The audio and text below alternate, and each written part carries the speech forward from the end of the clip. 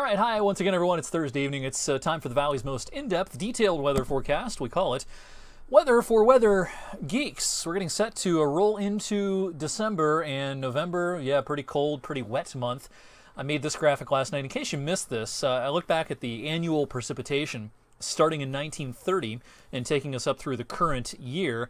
We've had a wet year in 2018. We've had a lot of wet years lately. In fact, 10 of our 20 wettest years on record have all occurred since 2000. So there's definitely been a trend towards wetter weather around here in the last couple of decades. And 2018 should go down in the record books as the second wettest year on record, dating back to 1930 anyway. The record is 2011. That was our wettest year on record just 7 years ago. This is a symptom of climate change. It's a symptom of a warming world, not only in the atmosphere but in the oceans as well. Warmer oceans produce more water vapor that in turn produces more precipitation, more frequent heavy precipitation events are hallmarks of a changing climate, not only here locally, but in a lot of places as well. Now, climate change can also lead to increased drought in some places, but for us, so far, we can definitely say that there's been a wetter trend in recent years. Our climate, of course, locally as well as globally is warming. I've shown you some graphs before showing the upward trend in temperatures in recent decades, as well as the snow. We've seen a lot more snow in the last couple of decades than we have in our recorded history. All right, 30 was the best we could do this afternoon at the airport after starting at 23 this morning. Yet another colder than average day. It's been a cold month overall. The Weather Service has hoisted a winter weather advisory for Columbiana and Lawrence counties and points on south. The reason for that, we've got what I called earlier today, a little bit of snizzle pushing through the region.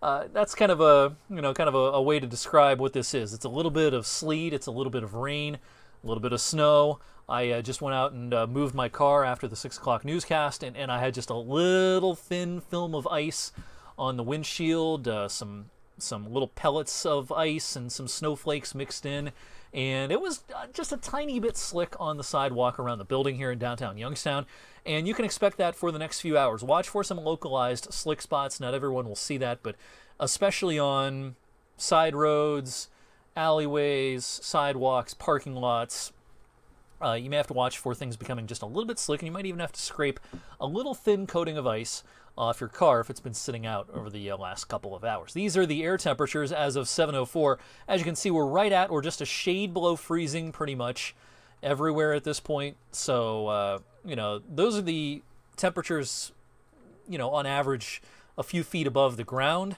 The road temperatures and the surface temperatures can be colder than that because the ground's pretty cold. It's been a cold week, and so these are some road sensor temperatures, but on your deck and on your car surface and sidewalks and things like that, the temperature of those surfaces can be below freezing even if the air temperature measured a few feet above the ground is above freezing, because it's been a pretty cold week, so the surfaces are pretty cold. But these are some ODOT road sensor temperatures, again, a little after 7 o'clock and just a shade above freezing on a lot of our major roads. So again, bottom line, not a huge impact event this evening, but watch for a few slick spots. I think we'll be visited once again by a touch of rain tomorrow morning.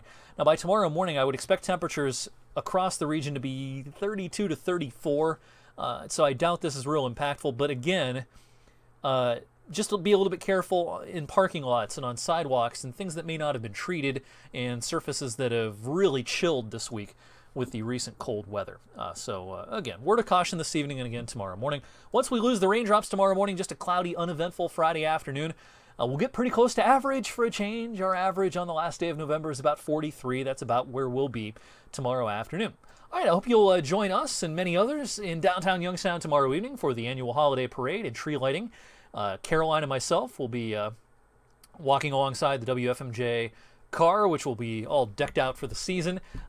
Derek and Leslie will be emceeing the events in downtown Youngstown tomorrow evening. So again, I hope you'll join us and enjoy a relatively decent evening weather-wise. It could be a lot worse. It could be as cold as it's been lately, but instead we'll see temperatures in the upper 30s and it will be dry.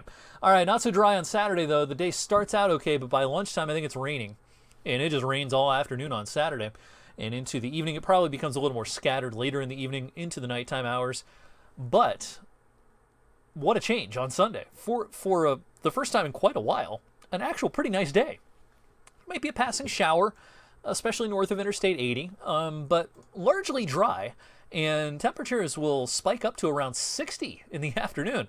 And considering how cold it's been lately, 60 is going to feel more like 70, especially when the sun is trying to peek out on Sunday. Backing up to Saturday evening briefly, of course, Girard in the Division IV state championship game over in Canton at the Pro Football Hall of Fame. It's an 8 p.m. kickoff. There's probably some showers around, probably not as steady of a rain as earlier in the day, but still a pretty good chance of seeing some raindrops both locally and over in Canton for Saturday evening. So summing up the weekend, it looks like this. 44 Saturday, that's a late afternoon high, maybe even an evening high. And then temperatures will actually keep rising at night. So you'll wake up Sunday morning, it'll probably be in the 50s. And we'll get up to about 60. I wouldn't be surprised if the sun stays out a little longer on Sunday than we're bargaining for. I wouldn't be surprised if we did 62 or 63 in some spots. Rainfall totals from our Saturday rain, pretty good model agreement here. You can see our lines are clustered kind of right in through here.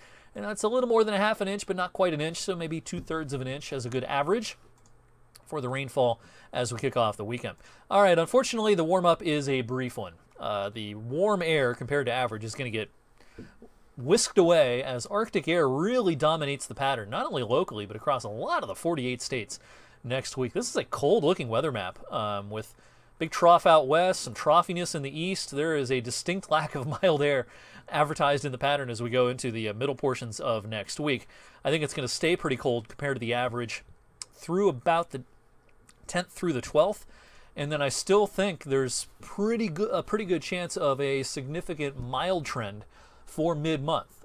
Details to be worked out later. How mild are we talking about? Not sure yet, but I don't see much cold in the pattern right around mid-month. Don't know yet if that lasts through Christmas, but right around mid-December, from say the 13th through the 20th that week, that 7-day period in through there, that looks like a pretty mild period. So winter may go on a little bit of a hiatus for a time in December. Don't forget, I'll update my December and winter forecast Monday evening on Weather for Weather Geeks and on 21 News at 6 and 11. I'll see you then.